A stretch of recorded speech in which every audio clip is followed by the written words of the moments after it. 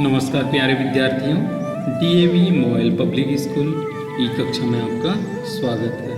आइए आज मैं आपको आपकी कक्षा 8वीं में नैतिक शिक्षा के पाठ 12 के अंतर्गत जो वर्ण व्यवस्था का स्वरूप है, इस पाठ को मैंने आपको पढ़ाया था। आइए आज जानते हैं इस पाठ के जो अभ्यास खंड के प्रश्न हैं उनके बारे में।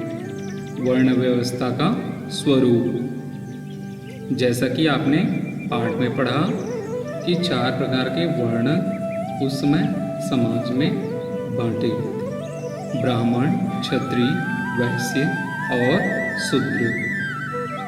तो इसमें चारों का अपना विशेष महत्व है।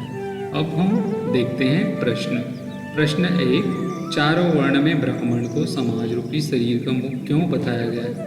तो जैसे कि आपने पाठ में पढ़ा, चारों वर्ण में ब्राह्मण को समाज रूपी शरीर का मुख इसलिए बताया गया है कि जिस प्रकार मुख से हम खाते हैं, साथ में मुख में जो इंद्रियां हैं, उन इंद्रियों में कान हैं, उनसे सुनते हैं, त्वचा से सर्दी गर्मी का महसूस करते हैं, आँखों से छोटा बड़ा रंगीन सफ़ेद सब देखते हैं, जीभ से खट्टा मीठा आदि का अनुभव करते हैं, नाक से सुगंध दुर्गंध का अनुभव करते हैं। यह सब मुख का काम है। इसी प्रकार समाज में जो लोग ज्ञान प्रधान हैं, इसका उपयोग सारी समाज के हित के लिए करते हैं। इस कारण से ब्राह्मण को मुख की तुलना दी गई है, मुख से इनकी तुलना की गई है।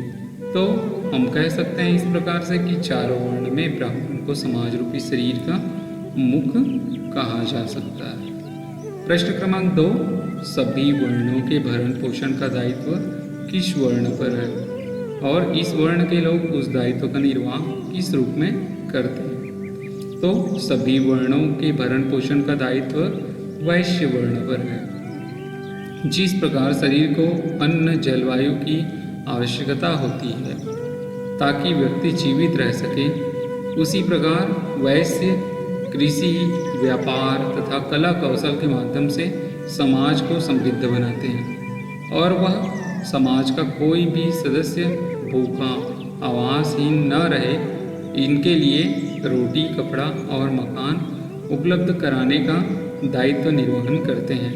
इस प्रकार हम कह सकते हैं कि सभी वर्णों के भरण पोषण का दायित्व वैश्य वर्ण पर है। अगला प्रश्न देखेंगे, प्रश्न क्रमांक 3। प्रश्न क्रमांक 3 में यह पूछा गया है कि समाज की गति और स्थिति से क्या अभिप्राय है? इनको बनाए रखने में शूद्र वर्ण किस प्रकार सहयोग देता है? तो समाज की गति का तात्पर्य है उन्नति, आगे बढ़ते रहना। समाज की स्थिति का तात्पर्य है जैसी परिस्थिति में है, व्यवस्था बना हुआ है, उस आधार पर। शूद्र, जिस प्रकार शरीर को चलाने के लिए पैरों की आवश्यकता होती है, जो हमारे शरीर के पूरे भार का वहन करती है, ठीक उसी प्रकार शूद्र भी समाज के पैर के समान है। समाज में पैर के समान है, पैरों की पूजा की जाती है और जो अन्य वर्ण है उन वर्णों की उन्नति में सहायक होते हैं।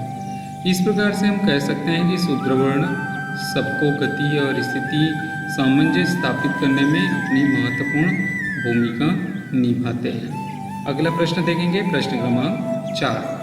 क्षत्रियों की समाज में क्या भूमिका है, स्पष्ट कीजिए। क्षत्रियों को समाज में बाहुओं का स्थान प्राप्त है। जिस प्रकार बाहु शरीर की रक्षा करते हैं, ठीक उसी प्रकार क्षत्रिय भी समाज में, देश में होने वाले अन्याय को दूर करते हैं और उनका मुकाबला करते हैं। समाज के साथ साथ राष्ट्र की रक्षा कर लोगों की भलाई करते हैं। इस प्रकार क्षत्रियों की समाज में एक महत्वपूर्ण भूमिका हमको दिखाई दे। आइए जानते हैं अगला प्रश्न क्रमांक 5। वर्ण व्यवस्था का आधुनिक स्वरूप स्पष्ट कीजिए। जैसा कि हमने पाठ में पढ़ा, वर्ण व्यवस्था के अंतर्गत 4 वर्ण थे: ब्राह्मण, क्षत्रिय, वैश्य और शूद्र।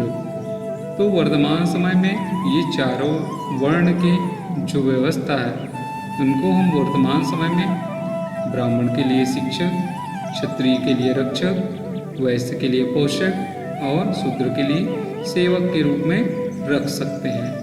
इस प्रकार से वर्ण व्यवस्था का आधुनिक स्वरूप कर्म के आधार पर निर्धारित होता है, न कि कोई जाति या धर्म के आधार पर। और मनुष्य को चाहिए भी कि किसी व्यक्ति को जाति धर्म के आधार पर न सही बल्कि उनके कर्म के आधार पर प्रोत्साहित करना चाहिए।